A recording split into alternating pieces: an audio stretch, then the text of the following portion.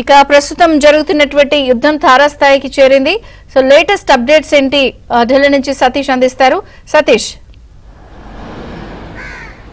Yes, Vijay Chandrika, Iran Israel యుద్ధం కొనసాగుతుందని చెప్పాల్సి ఉంటుంది. 5వ రోజుకు యుద్ధం చేరింది. దాదాపు యుఎస్ తో పాటు ఇజ్రాయెల్ ఏ విధంగా సంయుక్త దాడులు నిర్వహిస్తున్న తీరును చూస్తున్నాం. ఇరాన్లో ఇప్పటి వరకు 30 మందికి సంబంధించిన కీలకమైన నేతలు, అధికారులు, అందులో ఇరాన్ అధ్యక్షుడిగా ఉన్న ఖమేనీ సైతం కూడా మృతి చెందిన పరిస్థితిని తాజాగా చూసాము. దాదాపు శనివారం నుంచి ఈ రోజు వరకు కూడా యుద్ధం కంటిన్యూగా కొనసాగుతుంది. దాంతోపాటు ఇరాన్ సైతం కూడా ఎక్కడైతే యుఏఈలో అమెరికాకు సంబంధించిన బేసులు ఉంటాయి ఆ బేసులపైన ప్రధాన టార్గెట్గా కూడా అటు ఇరాన్ కూడా క్షిపణితో పాటు డ్రోన్లతో కూడా దాడులు చేస్తున్న తీరును కూడా మనం చూస్తున్నాం. మరోవైపు యుఎస్ సైతం కూడా ఎక్కడైతే యుఏఈలో అమెరికాకు సంబంధించిన అధికారులు కావచ్చు, ఎంబసీకి సంబంధించిన అధికారులు ఉన్నారు, వారందరికీ సంబంధించి కూడా వారంతా కూడా సురక్షితంగా ఉండాలి, వెంటనే యుఏని కూడా ఖాళీ చేసి వెళ్లాల్సిందిగా కూడా ఆదేశాలు జారీ చేసిన నేపథ్యాన్ని చూస్తాం. మరోవైపు ఇరాన్ సైతం కూడా వివిధ ప్రపంచ దేశాలతో ఎప్పటికప్పుడు చర్చలు జరుపుతున్న తీరును చూస్తున్నాం. దేశ సమగ్రతను, ముఖ్యంగా అంతర్జాతీయ ఒప్పందాలను కూడా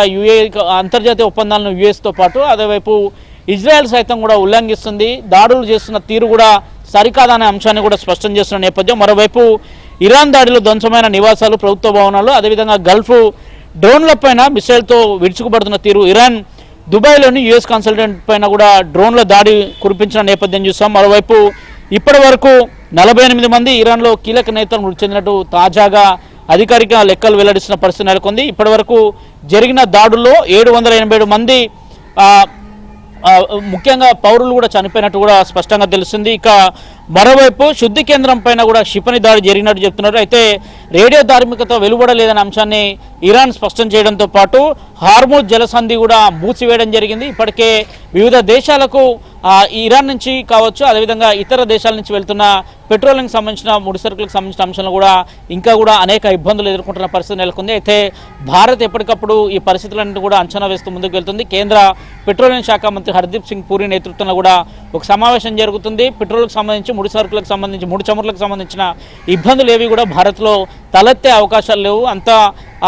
అంతా పూర్తిగా కూడా భారత్లో అన్నిటికీ కూడా సర్వం సిద్ధంగా ఉందనే అంశాన్ని కూడా స్పష్టం చేస్తూనే ఉంది. మరోవైపు క్షిపణుల దాడులు మాత్రం తీవ్రత మరింత పెరిగిందని చెప్పాల్సి ఉంటుంది. యుఏఈ ప్రాంతాల్లో ఎక్కడైతే యుఎస్ సంబంధించిన బేస్ క్యాంపులు ఉంటాయి ఆ బేస్ క్యాంప్స్ లక్ష్యంగా కూడా అటు ఇరాన్ దాడులు చేస్తున్న నేపథ్యం, ఇజ్రాయెల్ సైతం కూడా ఆ దాడులను మరింత కఠినం చేస్తామని చెప్తున్న నేపథ్యం. మరోవైపు అటువైపు ట్రంప్ సైతం కూడా ఇదే అంశం స్పష్టం చేస్తున్నారు. ఇప్పటివరకు చేసింది కేవలం ఒక నార్మల్గా తీసుకుంటున్నాం, ఇకపైన మరింత ఉధృతంగా దాడులు చేస్తామన్న అంశాన్ని కూడా స్పష్టం చేస్తున్న నేపథ్యం ఉంది. కానీ ఇరాన్ మాత్రం ఉట్టడిగిపోతుంది. టెహరాన్లో అనేక కార్యాలయాలు, ముఖ్యంగా ప్రభుత్వ రంగానికి సంబంధించిన బిల్డింగ్స్ సైతం కూడా తునాతునకలుగా మారిపోయిన పరిస్థితి నెలకొందని చెప్పాల్సి ఉంటుంది. ఇటీవల శనివారం యుద్ధం ప్రారంభం కాగానే యుఎస్ ఎక్కడైతే ఇరాన్లో ఉందో ఒక స్కూల్ బిల్డింగ్ పైన నేరుగా దాడులు నిర్వహించిన తీరును చూసాం. దాదాపు 150 మందికి పైగా కూడా చిన్నారులు చనిపోయిన పరిస్థితి కూడా అక్కడ నెలకొందని చెప్పాల్సి ఉంటుంది. ఇక హార్మూజ్ జలసంధిని సంబంధించి దాన్ని కూడా మూసివేశారు. ఇరాన్కి సంబంధించిన నౌకల్ని సైతం కూడా పేల్చివేశారనే వార్తలు వస్తున్న నేపథ్యం.